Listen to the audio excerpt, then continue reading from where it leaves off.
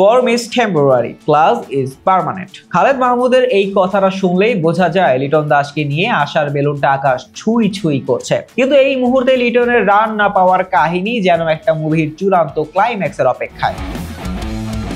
সাম্প্রতিক পারফরমেন্সে লিটন দাসের ব্যাটে যেন ছুটি কাটাতে গিয়েছে। জাতীয় দলের হয়ে 19 ইনিংসে 50-র দেখা নেই। শেষবার অর্ধশতকের কাছাকাছি এসেছিলেন ভারতের বিপক্ষে, সেটাও গত অক্টোবরে। তার ব্যাটিং দেখে চোখে শান্তি পায়, কিন্তু স্কোরবোর্ডে নামের পাশে সংখ্যা না থাকায় মনটা খারাপও হয়ে যায়।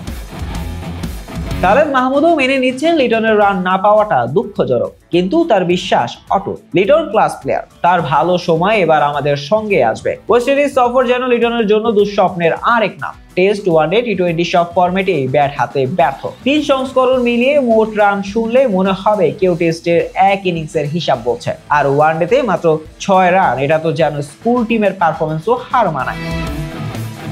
কিন্তু মাহমুদ আশাবাদী। তার মতে লিটনের খারাপ সময় সেখানেই শেষ হয়েছে। লিটনের যত খারাপ সময় আছে সেটা ফেলে এসেছে ওয়েস্ট ইন্ডিজে, এখন শুধু ভালো সময় নিয়ে আসবে ইনশাআল্লাহ।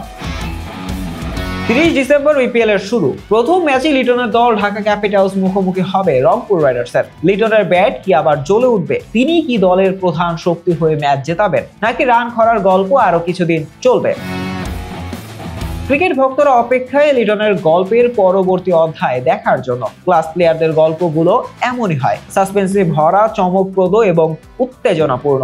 আর যদি লিটন বিপিএল এ নিজের ছন্দ ফিরে পান, তবে এই গল্পটা একেবারে রূপকথায় পরিণত হবে। শাহরিয়ার আহমেদ জয়, ডেস্ক রিপোর্ট, আইকন স্পোর্টস।